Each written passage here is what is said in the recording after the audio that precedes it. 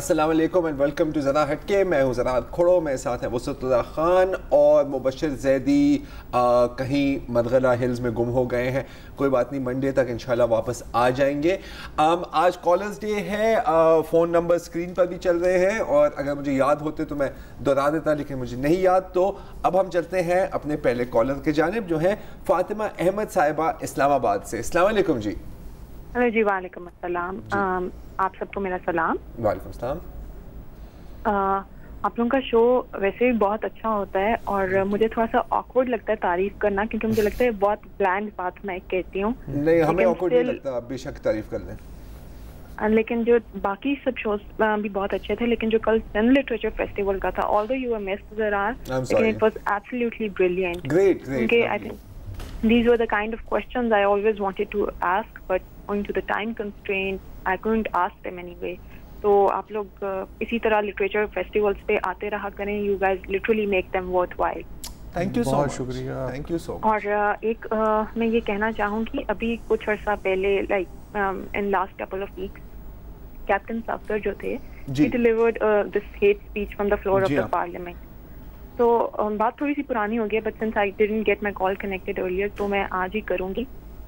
तो no person in his right mind would be able to justify that और defend that, लेकिन I think the public must not lose the sight of those media outlets, those politicians and even those institutions who were involved in triggering this whole crisis.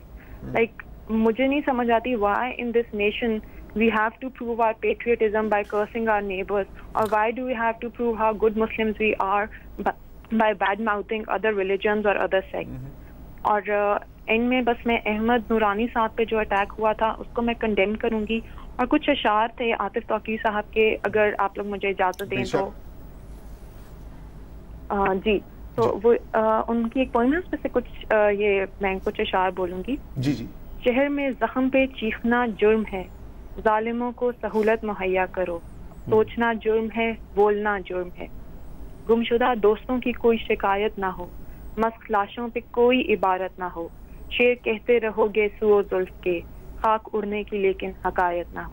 Thank you very much. Thank you जी, thank you very much. मुसद साहब, आप पूछ रहे थे कि SLF पर feedback का।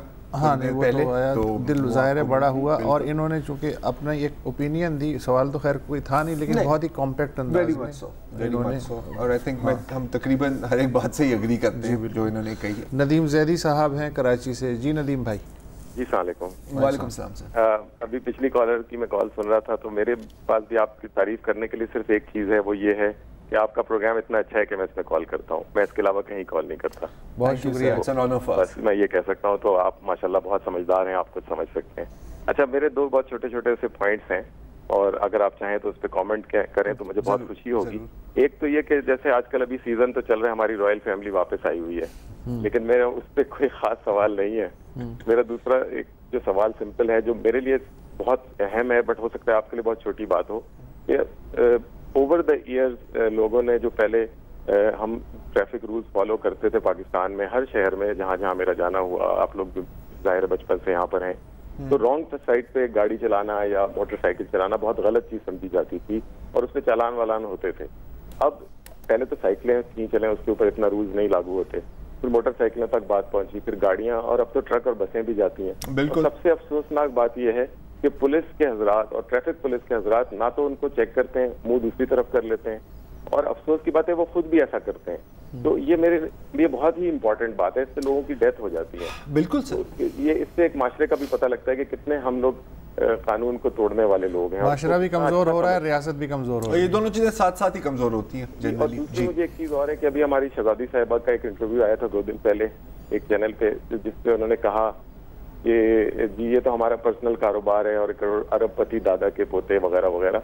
तो उसमें मेरा सिर्फ एक ये पॉइंट है कि अगर उनका पर्सनल कारोबार है, तो पूरे के पूरे हमारी वजारतें या वज़रा उनके पास पहले तो एयरपोर्ट पे लेने जाते हैं, रात के 2 बजे आए या सुबह 7 बजे आए, पूरा दिन साथ रहते हैं, कोर्ट में जाते हैं, रात को टीवी पर प्रोग्राम करते हैं। मुझे आज पता लगा कि हमारे पास एक मिनिस्ट्री ऑफ क्लाइमेट चेंज भी है, भारत पे माहौलियाती तब्दीली, जिसके एक वजीर साहब आज सारा दिन एक प्रोग्राम पे आज ही उनको डिफेंड करते रहे। तो इतने वज़रा अगर उनके प्राइवेट कारोबार पे डिफेंड करते रहते हैं तो उस पर अगर आप कुछ अपने एक दो अल्फाज कहें तो मुझे बहुत खुशी होगी। और specially first point about the मतलब खुद आपने जो गुफ्तगू की उससे आपके दिल को ठंडक नहीं पड़ी? नहीं, वो रीइंफोर्समेंट चाहिए ना, रीइंफोर्समेंट चाहिए। अच्छा, आपने कहा वजारत माहौलियात के साहब जो है उनके साथ साथ रहते हैं, ज़ाहिर है माहौल को बेहतर बनाने के लिए साथ रहते हैं, उनकी जिम्मेदारी। और सियासी क्लाइमेट भी तो आखिरकार क्लाइमेट ही है ना, वो कम से कम। हैविंग सेड दैट, मतलब देखें बिल्कुल, और इस बात पर हमने किसी बात से इख्तलाफ बहरहाल मुमकिन नहीं है नटशेल में, बिल्कुल नहीं। और जहाँ तक की जो रॉन्ग वे की बात की है, तो अगले रोज ही मैं जा रहा हूँ, मैंने राइट टर्न किया, कोई ना रॉन्ग साइड से आ रहा है फुल स्पीड में,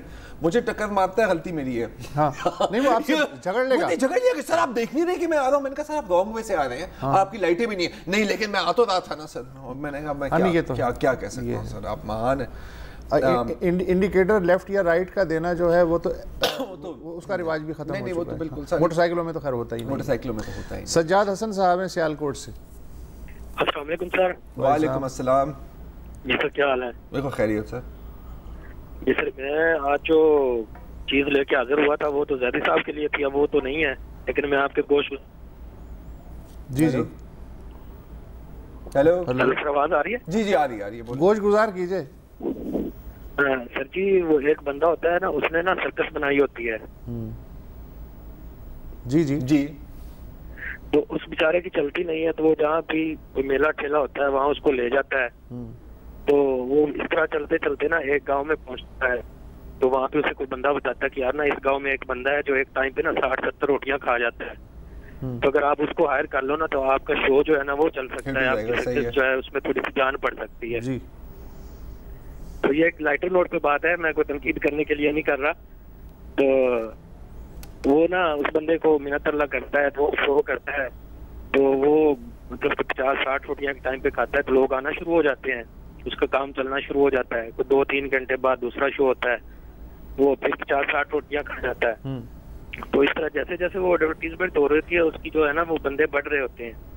तो जब तीसरा शो ना तो वो देखता है तो वो बंदा जो गायब होता है, तो उसको परेशानी लाख हो जाती है कि यार जो मेरी मेन आइटम है वो तो गायब हो गई है।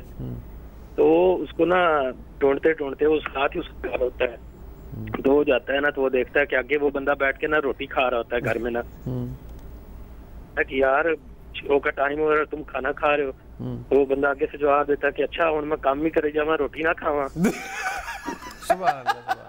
क्या बहुत अच्छे, बहुत अच्छा, गुड, वेल डन। ये मैं चोरी कर रहा हूँ ये पूरा किस्सा, ठीक है। और मैं जब सुनाऊंगा तो मैं यही कहूंगा कि ये मेरा किस्सा है। खुश रहें। Thank you very much sir. याया हारून साहब हैं कराची से। अस्सलाम वालेकुम जी सर। याया हमीद बात कर रहा हूँ। याया हमीद। और मैं भी आपका एक फ्रेंड्स, आपके फैन लिस्ट में मेरा भी एक नाम है। मैं एक तो सबसे आपकी एक बात अप्रिशिएट करना चाहता हूं कि जो बाकी सियासत तो अपनी जगह, जो पाकिस्तानी यूथ के लिए जो आपने काम कर रहे हैं ना वो अमेजिंग है, क्योंकि आप जो इमर्जिंग यूथ जो काम कर रहे हैं साइंस के हवाले से, किसी उनने आउटस्टैंडिंग परफॉर्मेंस दी है, वो बहुत कम होता है कि हमारे यहाँ लोग प्रेजेंट करें। ये एक इम्पॉर्टेंट बात है। दूसरी मैं ये बात कहना चाहता हूँ कि एहतसाब तो हम तो पता नहीं कब से एहतसाब का नारा सुनते आ रहे हैं। एक मुशर्रफ साहब ने भी किया, नैब बनाई, एक ने उन्होंने भी किया, जियाउल हक ने ऑस्ट्रेलियन फारूक फेयर प्ले किया, लेकिन उसके बाद क्या हुआ? मेरा क्वेश्चन ये है कि एक मुल्क के वजीर आजम को आपने सैक कर दिया, ठीक है, लेकिन आप ये सोचे कि आज भी लोअर कोर्ट्स के अंदर हमें इंसाफ मिल रहा है क्या? यानी एक SHO 2 करोड़ रुपए की 1 करोड़ की गाड़ी में वो घुस रहा है, उसको कोई पूछ नहीं रहा। लेकिन मसला है कि सिर्फ ये एहतसाब बराए सियासत है या इसका कोई रिजल्ट निकलेगा? क्योंकि ये तो हम देखते चले आ रहे हैं और आज तक इसका कोई रिजल्ट नहीं निकला। Good point sir, good point. Thank you sir. बिल्कुल।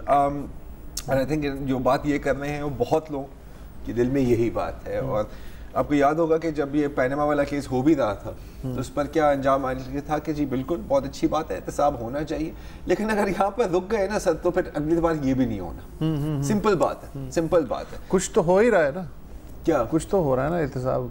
हाँ, लेकिन ना काफी है ना। पार्शियल एहतसाब इज बेटर बिल्कुल जीरो। ये अब एक आर्ग्यूमेंट है सर, ये एक आर्ग्यूमेंट है, लेकिन ये जो बात कर रहे हैं ना सर, ये जो है स्ट्रक्चरल इश्यूज। हाँ, और ये कोई 1-2 केसेस से हल होने वाले भी हाँ, लेकिन हमारे यहाँ स्ट्रक्चर पे इंडिविजुअल्स हमेशा भारी होते हैं। यही तो मसला है। ऐसे मुस्तफ़ा साहब हैं, ऐसे कराची से। हाँ सर, मैं ये कहना चाहूँगा कि NRO की बहुत बात चल रही है जी। तो मैं ये कहना चाहता हूँ कि जिसने भी नवाज शरीफ से NRO किया वो पाकिस्तान की अवाम और पाकिस्तान का गद्दार होगा। ठीक है। दूसरी बात, आज एक नई उन्होंने रट लगाई कि हमें क्यों बुलाया, मगज निहारी खिलाने बुलाया था भाई एहतसाब अदालत में।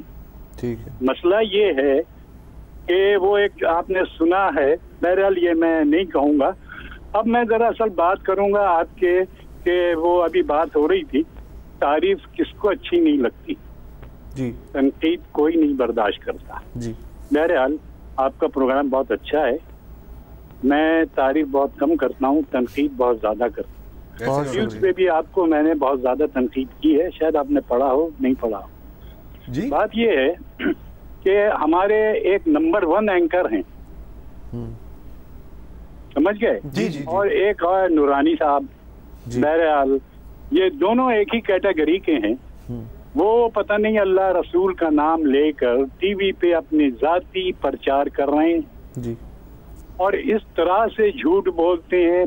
सोशल मीडिया पे उनकी चीजें देखी हमने, तो वो माँ बहन की गालियां दे रहे हैं। शर्म आती है कि ये एंकर बने हैं और अल्लाह रसूल का नाम लेकर इस तरह की बातें करते हैं जी। शर्म आनी चाहिए, इनको डूब मरना चाहिए। बंद कर दो अपना बोल टीवी। चलो, बहुत थैंक शुक्रिया। You so much. अच्छा, एक well I mean again opinion है। अभी जो मेरे ख्याल इनसे पहले जो कॉल थे ना याया साहब, तो याया साहब ने जो साइंस की बात की थी ना प्रमोट करने की, तो मैं बताना भूल गया याया साहब कि वो जो मेरे ख्याल 2 रोज पहले जी जी जी 2 रोज पहले खबर दी थी, जो पेशावर में एक लड़की जा रही है IGM कंपटीशन में, आयशा खान, और कुछ फंडिंग की ज़रूरत थी क्योंकि $750 की रजिस्ट्रेशन फीस थी। वो पूरी हो गई है और अब वो जा रही हैं और इंशाल्लाह कामयाब होकर वापस आएंगी, और नहीं भी हुई तो फिर भी ये खबर हम आपको देंगे कि वहाँ पर मुझे 2-3 ओवरसीज कॉल्स आई थी कि उसका जो है क्या कैसे रब्ता करें वगैरह। तो मैंने कहा था कि प्रोग्राम में जी दिया हुआ है, लेकिन वो कोई इतनी बड़ी रकम नहीं थी। 1-2 लोगों ने मेरा ख्याल है वो उसी रात 1.5 घंटे में, जहाँ तक मुझे पता है, कम से कम सुबह तक वो पूरी हो गई थी। चलिए, खुशी अगर वो जीत के आए वो। जी जी। और कोई कॉलर है अभी लाइन पर या? हेलो हेलो हेलो हेलो जी। हेलो जी, अस्सलाम वालेकुम। अस्सलाम वालेकुम जी। सॉरी सर, आपका तारुफ, आपकी ये मेरे ख्याल थोड़ी लाइन हमारी कट गई है प्रोड्यूसर के साथ। मैं जहांगीर खान अफरीदी बोल रहा हूँ पेशावर से। जहांगीर खान अफरीदी, क्या हाल है सर? ठीक ठाक जी, मैं आपका प्रोग्राम बड़े शौक से देखता हूँ जी। शुक्रिया, थैंक यू। ये पिछले हफ्ते जी आपको एक हिंदू अखिलेश से किसी ने फोन किया था कि पेशावर में जी कोई बंदर नहीं है। बिल्कुल बिल्कुल बिल्कुल बिल्कुल। तो वो बिल्कुल गलत बयानी से काम ले रहे थे। अच्छा बताइए। यहाँ पे जी 3 बंदर हैं।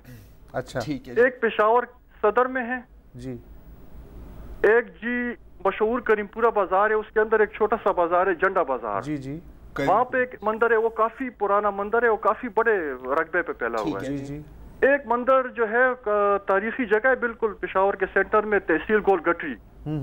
वहाँ पे इनका एक मंदिर था जो तकरीबन काफी अर्से से बंद था, लेकिन उन्होंने फिर हाई कोर्ट में केस डाला और वहाँ से फिर उनको इसकी इजाजत मिली। तकरीबन उसको भी 8-10 साल हो गए, वो अपनी वहाँ पे इबादत कर रहे हैं। तीनों में इबादत हो रही है बिल्कुल बिल्कुल ठीक ठाक तरीके से की हो रही है। यही तो ये कैलिफोर्निया में उसको उनकी वो बात को मैं जी बिल्कुल सही। थैंक यू बहुत सो मच। बहुत शुक्रिया अफरीदी साहब कि आपने क्लियर कर दी, क्योंकि हमें भी थोड़ी अजीब बात लग रही थी। इतना बड़ा शहर है, इतना बड़ा शहर और इतनी सदियों से वहाँ पर हिंदू पॉपुलेशन है। ऐसा तो नहीं है ना कि कोई 2 साल खासे पाकिस्तानी हिंदू वहाँ हैं, और नहीं तो क्या। तो नहीं, और मेरा ख्याल है कि उसके बाद मुबशर ने भी कुछ कॉल्स की थी अपने पेशावर ब्यूरो और 2-3 और लोगों से, तो उनको ये पता लगा था। लेकिन क्योंकि अभी अफरीदी साहब ने बिल्कुल बाकायदा निशानदेही की है कि कहाँ कहाँ मौजूद हैं, जी तो आई थिंक काफी कॉम्प्रिहेंसिव बात है। जी बिल्कुल। अगले कॉलर, आवाज नहीं आ रही मुझे। आप डायरेक्ट दे दें, वही नाम बता देंगे। आपकी आवाज आपकी आवाज नहीं आ रही प्रोड्यूसर साहब, तो आप डायरेक्ट कॉल ही दे दें, बेहतर होगा। हेलो हेलो हेलो हेलो, अस्सलाम वालेकुम जी। जी अस्सलाम वालेकुम, मैं शबनम बोल रही हूँ रावलपिंडी से। अस्सलाम वालेकुम शबनम बीबी। मैं एक्चुअली ब्लाइंड हूँ, कॉलेज में पढ़ाती हूँ। ओके। मैं आपका प्रोग्राम बहुत शौक से सुनती हूँ, बल्कि स्पेशली इसके लिए जागती रहती हूँ। पहले ये प्रोग्राम मैं सिर्फ उसदुल्ला साहब के लिए सुनती थी, लेकिन अब मैं ज़रार और मुबशर आप तीनों के लिए जो है वो सुनती हूँ।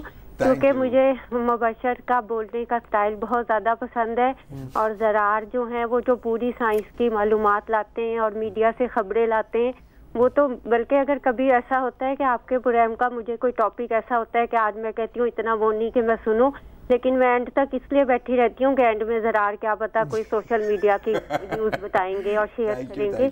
और मुझे बस मेरी आप लोगों से ये रिक्वेस्ट है कि वुसअतुल्लाह साहब से कि वुसअत आप पहले डॉन से प्रोग्राम करते थे ना, आई थिंक 2009 या 10 में। जी जी जी। उसके एंड में ना आप जो भी डेट होती थी उसके हवाले से बताते थे कि मतलब कोई हिस्टोरिकल पॉइंट ऑफ व्यू से उसकी हिस्ट्री। तो अगर इस वाले प्रोग्राम में भी अगर डेली नहीं तो कोई एक वीक में 1-2 दिन ऐसे हो जाए, अगर कोई अहम दिन आता है तो जाहिर है जरूर बिल्कुल बताएं।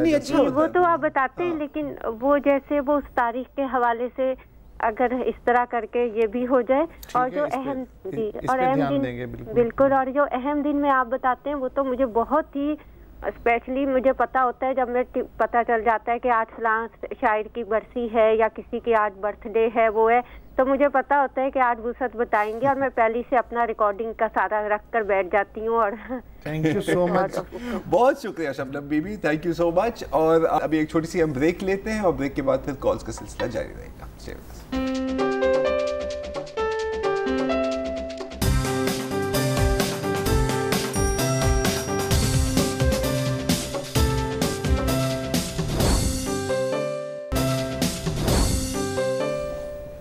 Welcome back. कॉलर्स डे है। अब्दुल लतीफ़ खान साहब हैं कराची से। जी खान साहब। जी अस्सलाम वालेकुम। बहुत आप लोगों को और बहुत मुबारक हो आप लोगों का, माशाल्लाह शो बहुत अच्छा होता है। Thank you sir. और हम लोग रेगुलरली मैं उसको देखता हूँ। तो मुझे बेसिकली सिर्फ एक चीज़ आप लोगों के गोशगुजार करनी थी कि आपकी जो सहाफ़ी बरादरी है और जो तजिया निगार हैं पाकिस्तानी, उनसे एक रिक्वेस्ट कर दें मेरी तरफ से कि वो अर्नाब गोस्वामी के प्रोग्राम में नहीं जाया करे कभी। पता नहीं ये लोग हमें हमारी कौम को जलील करने के लिए क्यों चले उस प्रोग्राम में हिस्सा लेते हैं, मेरी आज तक नहीं समझ में आया। 100% सही बात। आप चूंकि भक्त हैं अर्नब गोस्वामी के तो आप ही जवाब दें। ये थैंक यू सर जी, ये आपने ये बात कही, मैं 100% आपसे इत्तेफाक करता हूँ, क्योंकि वहाँ पर और कुछ नहीं होता, वहाँ पर सिर्फ आपको जलील किया जाता है, आप पे चलाया जाता है, और अगर आप बदकिस्मती से पाकिस्तानी होकर जाए वहाँ पे, हाँ ये एक नफ्सियात भी होती है। मैंने एक ट्रक के पीछे लिखा हुआ देखा था, रोलते गए हैं पर चस बड़ी आई। ये वो नफ्सियात है जो लेके जाती है। मैंने जो बेस्ट अर्नब गोस्वामी साहब का क्लिप देखा था, वेल हजारों हैं, लेकिन एक गेस्ट ने एक बड़ा मजेदार काम किया था। वो कुछ कहने की कोशिश कर रही थी और अर्नब कहता 1 minute, no let me talk, 1 minute. तो उसने क्या किया कि उसने यहाँ पर एक पेपर लेकर उसके ऊपर लिख दिया कि मेरे पास सारी चीजों का जवाब है, लेकिन ये मुझे बोलने नहीं दे रहा। उसने बस क्यों पकड़ के रख दिया। अच्छा, पाकिस्तानियों के साथ खुसूसी एक सहूलत है, हाँ। मेरे ख्याल में तो जाना चाहिए अर्नब के प्रोग्राम में, इसलिए कि वो आप आराम से बैठे रहते हैं, बस खिड़की के अंदर, विंडो के अंदर, बोलने तो देगा नहीं, तो आराम से आप सुनते हैं। बिल्कुल सही है, उस लिहाज से ठीक है उस लिहाज से। अच्छा, मोहम्मद अशरफ साहब हैं कराची से। जी अशरफ साहब। अस्सलाम वालेकुम। वालेकुम अस्सलाम अशरफ साहब। बशरफ निगाह दोनों हजरात और पूरी आपकी टीम को परवरदिगार अपनी अमन अमान में रखे, अपने हिफ्ज़ो अमान में रखे। आपको भी। मुझे सिर्फ एक बात ये कहनी है कि अक्सर तमाम मीडिया, एक आपके मीडिया पे नहीं दूसरे मीडिया पे भी अक्सर ये बात आती है कि जी शरीफ खानदान जो है वो इदारों की इज्जत नहीं करता है और सुप्रीम कोर्ट में घुस के हमला किया, ये क्या वो क्या, ये बात सुनी, मगर ये बात आज तक किसी भी टीवी चैनल पे किसी ने भी नहीं सुनाई होगी कि आज के दिन 3 नवंबर को जी, यानी कि हमारे इज्जत माफ इदारे ने सुप्रीम कोर्ट के ऊपर दरवाजे तोड़ के जूते समेत अंदर घुस गए और उसकी जो हुर्मत की पामाली की है उसका तस्करा कोई मायका लाल, कोई शेर दिल, या आप जनरल परवेज मुशर्रफ की इमरजेंसी की बात कर रहे हैं क्या? जनाब आज के हवाले से चले, बहुत शुक्रिया कि आज आपने हाजिरी लगवा दी कम से कम उस एनिवर्सरी की। हाँ, और तो कोई नहीं लगाने वाला सर जी। हाँ, ये ऐसा हुआ, आज का दिन यौम सियाह था जी अदलिया के लिए। एब्सोल्युटली, बहुत शुक्रिया याद दहानी का, वाकई नहीं याद था। बिल्कुल सही बात है। अच्छा, ये डर और खौफ का चक्कर नहीं था, याद ही नहीं था, गजनी बन जाता है। ये हो जाता है, मतलब जब हर दूसरे दिन किसी ना किसी खौफनाक एनिवर्सरी हो। हाँ, और फिर आज की खबरें। लेकिन हम कोई जवाब नहीं पेश कर रहे हैं, हमसे मिस होगा। अलीमुद्दीन साहब है कराची से। जी जी, अस्सलाम वालेकुम। वालेकुम अस्सलाम। असल मैं चाह रहा था कि आप तीनों के अंदर छुपे दो बच्चों को आपसे मुतारिफ करा दूं। आप तीसरे साहब तो है नहीं आज इत्तेफाक से, तो जरार साहब को मैं मुतारिफ कराता हूँ, शरारती लेकिन हसास बच्चा। और मुबशिर साहब चूंकि मौजूद नहीं है लेकिन फिर भी उन तक मेरी बात तो पहुँच जाएगी। ये जज्बाती लेकिन बजला संज बच्चा। और वसत साहब के लिए है कि ठंडे मिजाज लेकिन नुक्ता आफरीन बच्चा। तो वैसे तो वसत साहब के बचपन से तो खैर नहीं कह सकता, लड़कपन से हम उनके फैन हैं। जी जी। और उनके कॉलम के लिए खुसूसी तौर पे एक शेर जरूर अर्ज करना चाहूँगा। गालिब का है कि अदाए खास से गालिब हुआ है नुक्ता सरा, सलाए आम है यारान नुक्ता दां के लिए। वैसे आप लोगों से बुनियादी तौर पे मुझे कई चीज़ों से इख्तलाफ भी रहता है, और बिलखसूस मेरी 2 दफ़ा आपसे बात हो चुकी है सेकुलरिज्म और लिबरलिज्म पे। मैं इस मामले में आप लोगों से कतई इख्तलाफ रखता हूँ, क्योंकि मैं समझता हूँ कि म्याना रवि के होते हुए किसी और इज्म की जरूरत नहीं। इस पे मैं वसत साहब का तबसरा चाहूँगा। बहुत शुक्रिया। बहरहाल अजीब बात है कि सेकुलरिज्म भी यही कहता है म्याना रवि।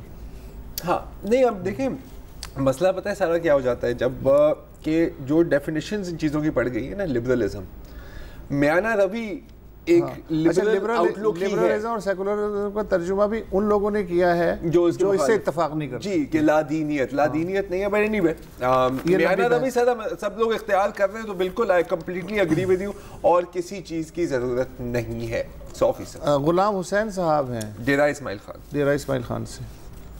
हेलो, अस्सलाम वालेकुम सर। हेलो, अस्सलाम वालेकुम सर। जी वालेकुम सलाम सर। मैं गुलाम हुसैन है, सद्दाम हुसैन। अच्छा, सद्दाम हुसैन। जी जी जी खान से। क्या हाल है? ठीक ठाक? अल्लाह करम सर। जी फरमाइए सर। मैं आपका प्रोग्राम बड़े शौक से देखता हूँ, बड़ी इंतजार करता हूँ आपके प्रोग्राम का। जी, आपकी बहुत बड़ी मेहनत है जमहूरियत के लिए, और आप आवाम को आगाह रखते हो। बहुत शुक्रिया जी। अच्छा, ओके, वेल बहुत बहुत शुक्रिया सर। एक छोटी सी ब्रेक लेते हैं, न्यूज़ अपडेट लिए आप हेडलाइन देखें, हम पानी पीते हैं और फिर मिलते हैं ब्रेक के बाद।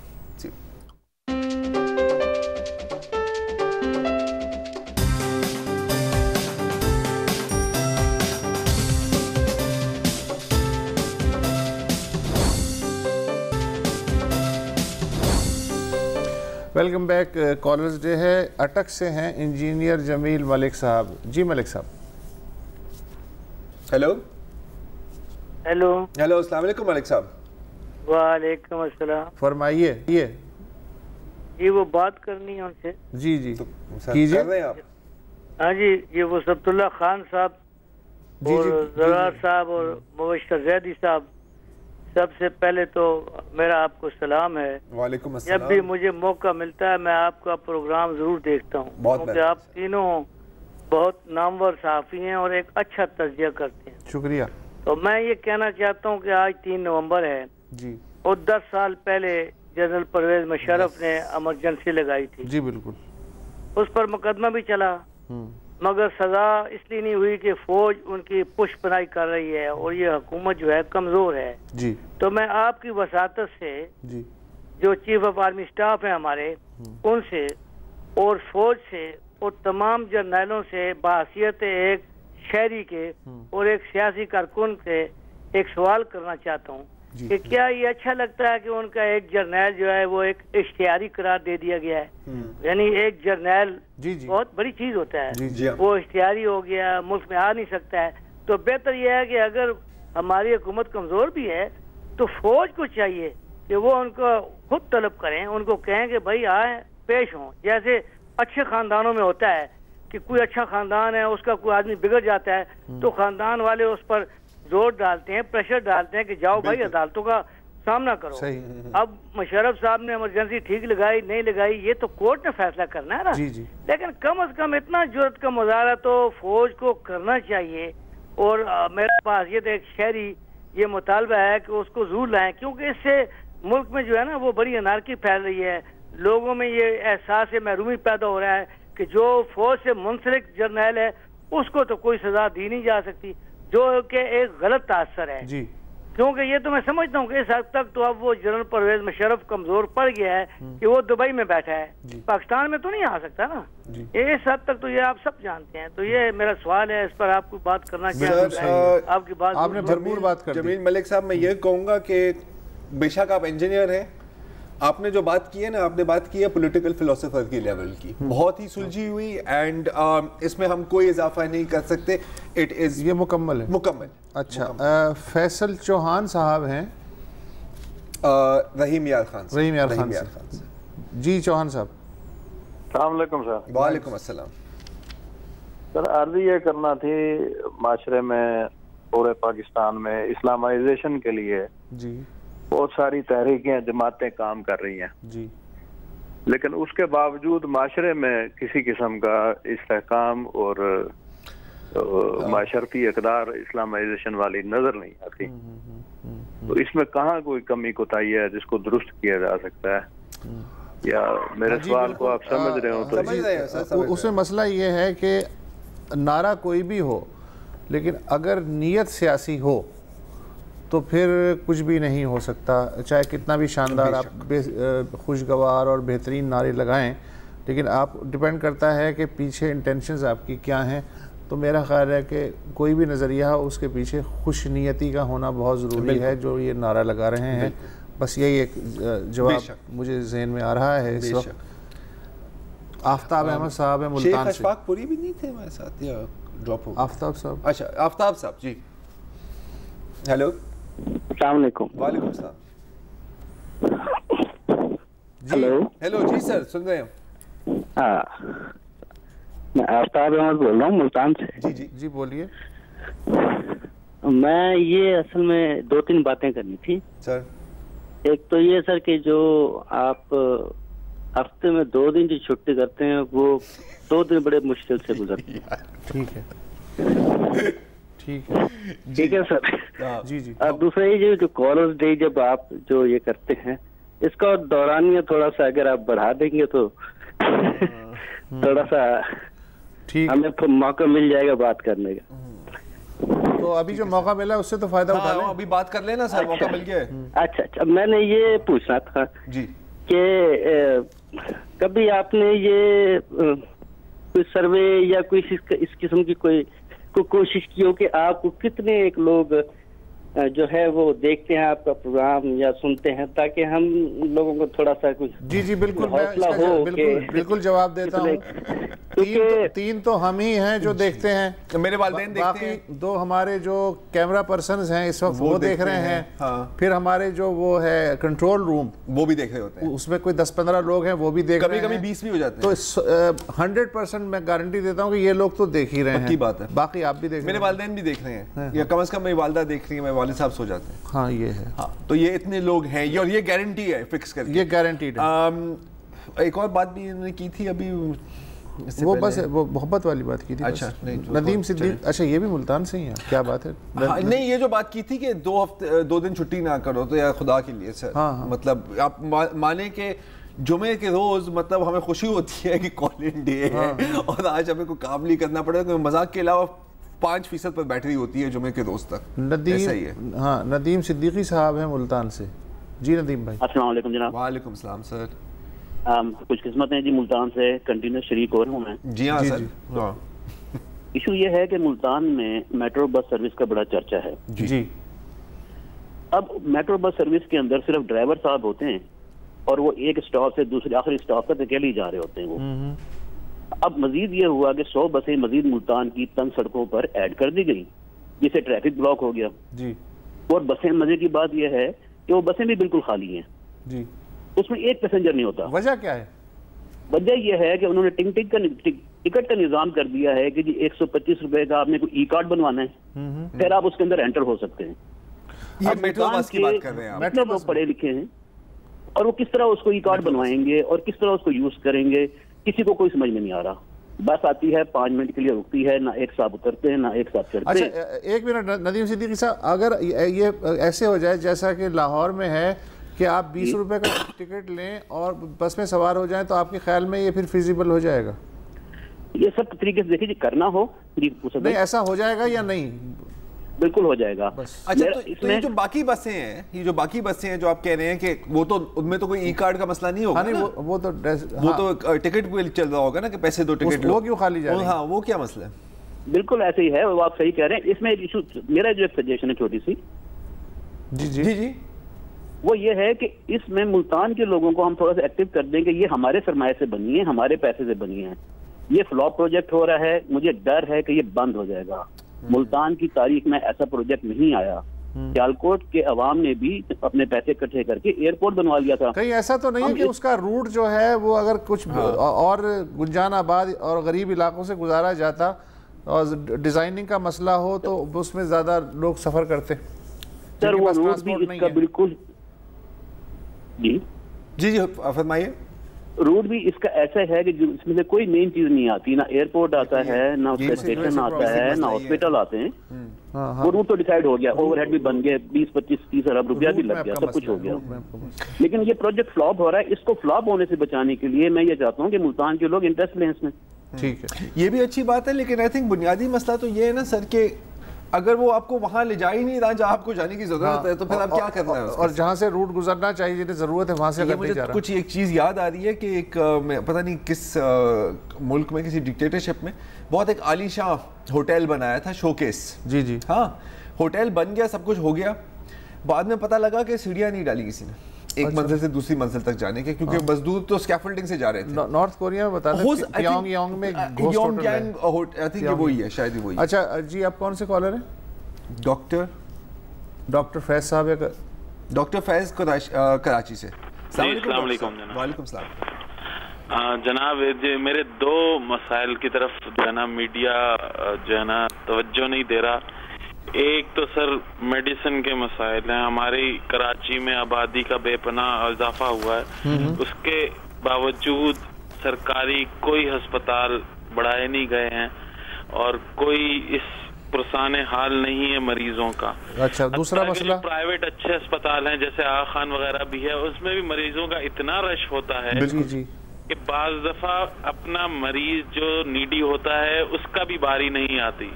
ठीक है, तो इस मसाइल पे मीडिया इन बातों पे तवज्जो नहीं देता। और बहुत सारी जिस मेडिकल की सिचुएशंस हैं, जैसे आजकल पोल्यूशन का एक बहुत बड़ा इशू है, स्मॉग का बहुत बात हो तो रही है लाहौर साइड पे और उन पे, लेकिन इसको परमानेंट उजागर नहीं किया जाता। मेन हाई स्ट्रीम में हमारे पनामा केसेस और इस तरह के ही इश्यूज रहते हैं कि हमारे जो है ना ये मेन इश्यूज ये हैं जो इनको हाईलाइट मीडिया नहीं करता।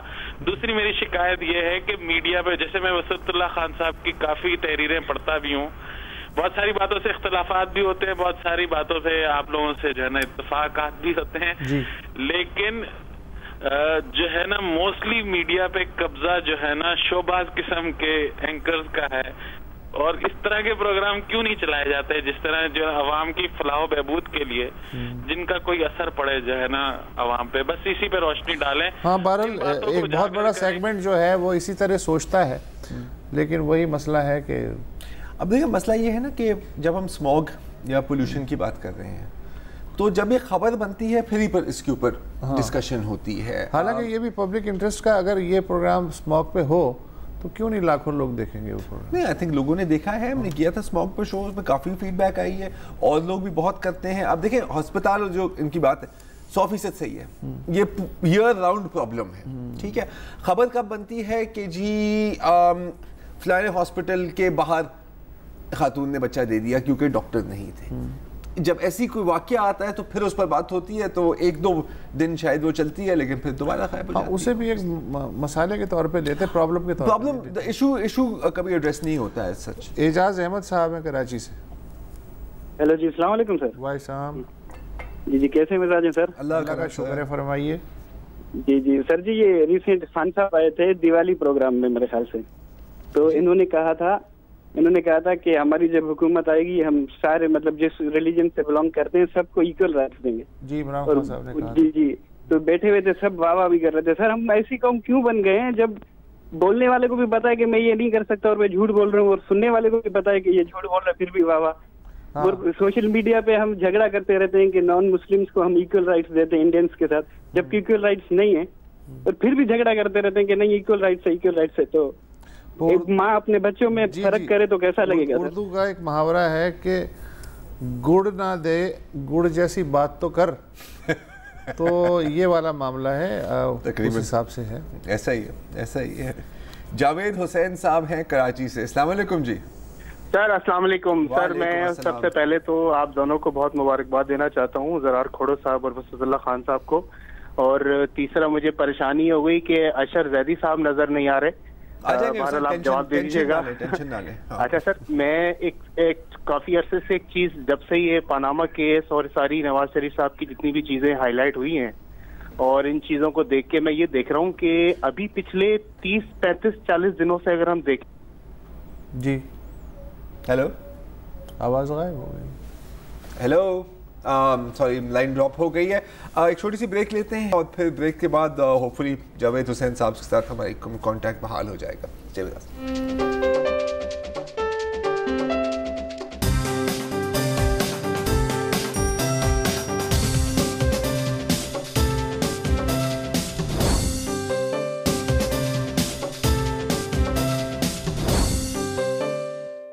वेलकम बैक जी। और हमारे साथ हैं मंसूर नासिर साहब लाहौर से। अस्सलाम वालेकुम जी।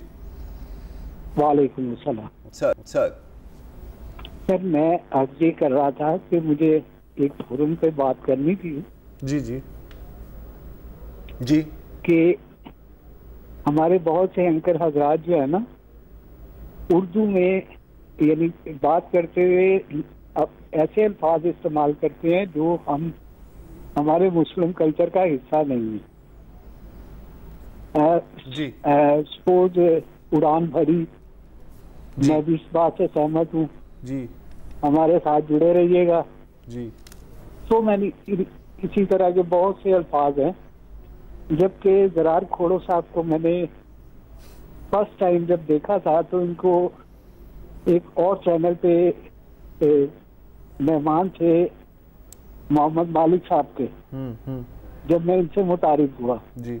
और महज इत्तेफाक है कि वसतुल्लाह खान साहब से भी ये भी एक पिछले दिनों में एक ब्लैकबेरी और उसके SMS के हवाले से एक मुतनाज़े बहस चल रही थी मुख्तलिफ चैनल्स पे जी। तो वहाँ पे वसतुल्लाह खान साहब आए हुए थे। जी। मुझे आपका अंदाज बहुत पसंद आया, और मोहम्मद मालिक साहब का भी और ज़रार खोड़ो साहब आपका भी जी, कि इंतहाई शाइस्ता तरीके से इंतहाई सुस्ता जबान में बात करते हैं।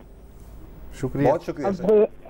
मैं 64 से 1964 से जब पाकिस्तान टीवी वजूद में आया तब से मैं यानी देख रहा हूँ जी। एक पहले एक बहुत अच्छे न्यूज कास्टर हुआ करते थे, यकीनन नाम सुना होगा आपने उनका, मुस्तफा अली हमदानी जी। बिल्कुल, पाकिस्तान का बहुत बड़ा नाम है न्यूज कास्टर था।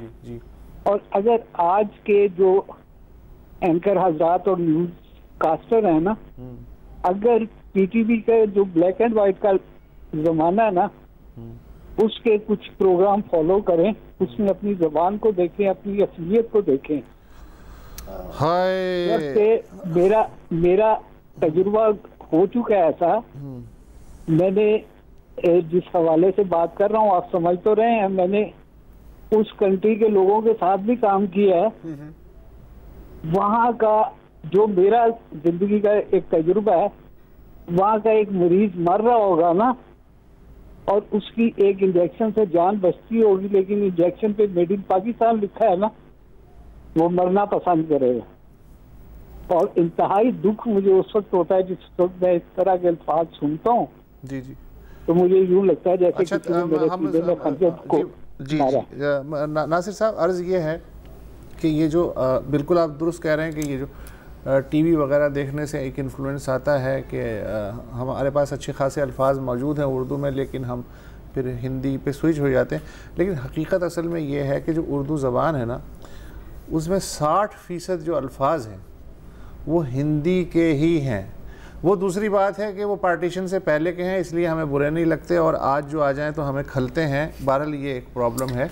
40% अल्फाज जो हैं वो फ़ारसी या अरबी के हैं, 60% जो हैं वो हिंदी के ही हैं। तो अब ये अच्छा, ये सिर्फ कोई उर्दू का मसला। अच्छा, और ये बहस बहुत पुरानी चल रही है। बिल्कुल, बेशक। और ये मतलब दुनिया के बहुत ज़बानें हैं जिसके अंदर ऐसा ही होता है वर्ड, और उर्दू तो बनी ही ऐसे है। उर्दू तो है ही, जैसे कहा जाता है ना लश्करी। अरसलान अली खान है हमारे साथ जी। अस्सलाम वालेकुम।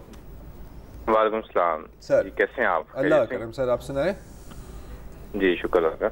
अच्छा, मेरी एक ऑब्जर्वेशन है कि हमारे मुल्क में पहले एथनिसिटी की बेस पे और सेक्टेरियन बेसिस पे काफी ज्यादा वायलेंस की एक वेव रही है 80s 90s में। जी जी। अभी हम दोबारा एक पॉलिटिकल पोलराइजेशन की तरफ बढ़ रहे हैं, तो हमारे जो नेशनल सॉलिडारिटी के इवेंट्स होने चाहिए, जिस तरह श्रीलंका की टीम यहाँ पर आई तो हम वो पॉलिटिकल स्लोगन्स चांट करना स्टार्ट कर देते हैं जब स्टेडियम के अंदर, तो क्या इम्प्रेशन आ रहा है एक इंटरनेशनल कम्युनिटी में हमारा ये नेशन का? बुरा इम्प्रेशन आ रहा है। इस बात पे मैं 100% आपके साथ एग्री करता हूँ। इसमें अवेयरनेस जो है मीडिया को कुछ क्रिएट नहीं करनी चाहिए, कुछ लिमिटेशन मीडिया को सब कुछ करना चाहिए, है ना? सर कुछ बंदे को खुद भी सोच लेना चाहिए ना कुछ काम करने से पहले। भाई आप भी कुछ आपको याद होगा सर कि मतलब वो क्या इंटरनेशनली गो और वो करेंसी नोट्स के ऊपर अब मतलब कितनी अब इसके ऊपर मिसालें हैं, बंदा कितनी मिसालों में बात करे। हाँ, मीडिया को अवेयरनेस क्रिएट करनी। बिल्कुल, हम अवेयरनेस क्रिएट करें, ऐसा ना क्या करें। कामरान अली साहब हैं नवाब शाह से। बिलाखिर सर कामरान अली साहब, अलिफ से ये तलक पढ़कर जो A to Z कहते हैं, मैं उन बच्चों को पागल और वो मुझको मैड कहते हैं। ये अम्मी की नहीं मम्मी की ममता क्या है मतवाले, ये बच्चे अपने जिंदा बाप को भी डैड कहते हैं। वाह। अकबर बिलावल भुट्टो जरदारी से एक दरखास्त है कि वो नवाबशाह में पीने का साफ पानी मुहैया करने वाली लाइनें अगर वो भिजवा ये आपको बिलावल भुट्टो साहब के अब्बा से दरखास्त करनी चाहिए, इसलिए कि नवाबशाह उनका आबाई शहर है। जी हाँ, लेकिन चलिए कोई बात नहीं। शेर के मुताबिक मैंने दरखास्त नहीं बेशक बेशक बेशक। इंटरेस्टिंग बात है कि शेर शुरू किया है A to Z से ना। यूजुअली इनकी पहली कॉल होती है तो ये A होते हैं, और आज तकरीबन आखिरी कॉल है तो आसमा जैदी साहिबा हैं कराची से। XY तो फिर Y बने। अस्सलाम वालेकुम जी। वालेकुम सलाम। वालेकुम सलाम। ये मैं आपका जो प्रोग्राम है इतना शौक से देखती हूँ और बहुत ज़्यादा खुशी होती है आप लोगों की बातें। बहुत शुक्रिया, थैंक यू जी। जी मैंने ये बात कहनी थी कि नवाज शरीफ के साथ बहुत ज्यादती हो रही है। मुझसे ज़्यादा पॉलिटिक्स के बारे में मालूम नहीं, मुझे नज़र आ रहा है। खुदा के लिए कुछ करें, नवाज शरीफ की मदद करें।